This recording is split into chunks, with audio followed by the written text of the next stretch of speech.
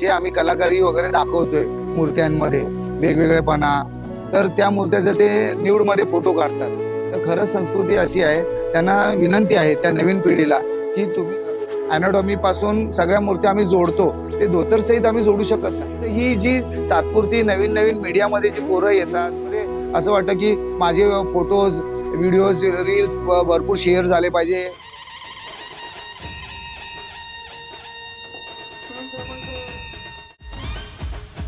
सतीश दादा, तुम्हाला सगळे ओळखतात, पण तुमच्याबद्दल आणि तुमच्या फॉर्मबद्दल तुम्ही बाकीच्यांना काय सांगू शकता?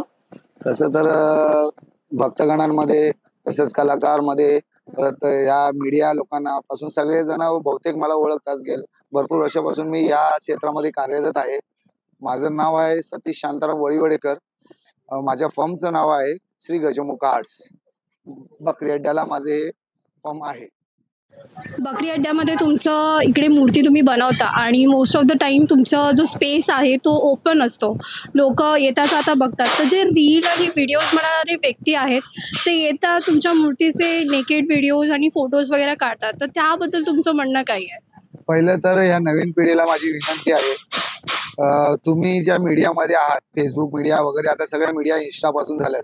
या नवीन पिढीला काय वाटतं, जास्त लाईक्स भेटावे, जास्त व्ह्यूअर्स भेटावे, त्यामुळे ते काय करतात, या जे आम्ही कलाकारी वगैरे दाखवतोय मूर्त्यांमध्ये वेगवेगळेपणा, तर त्या मूर्त्याचे ते न्यूड मध्ये फोटो काढतात आणि मग ते अपलोड करतात. तर खरंच संस्कृती अशी आहे, त्यांना विनंती आहे त्या नवीन पिढीला की तुम्ही हा आपला गणेश म्हणजे आराध्य दैवत आहे, ह्या संस्कृतीला जपा.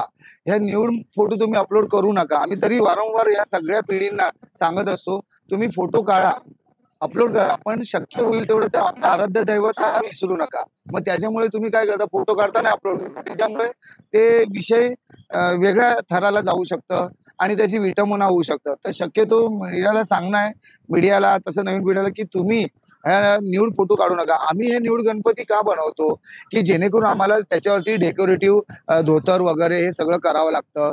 प्लस अॅनाटॉमी पासून सगळ्या मूर्त्या आम्ही जोडतो, ते धोतर सहित आम्ही जोडू शकत नाही. तर आम्ही काय करतो, त्याला न्यूड मध्ये बनवतो आणि त्यांना बनवून ह्या मोठ्या हायटेड मूर्त्यामध्ये त्याला परिवर्तन करतो आणि त्याच्यानंतर त्याला आम्ही धोतर वगैरे टाकतो. त्यावेळेला तुम्ही फोटो काढा आणि अपलोड करा बिंदास. त्याच्या अगोदर तुम्ही ह्या फोटोना वगैरे अपलोड करू नका, एवढीच तुम्हाला विनंती आहे.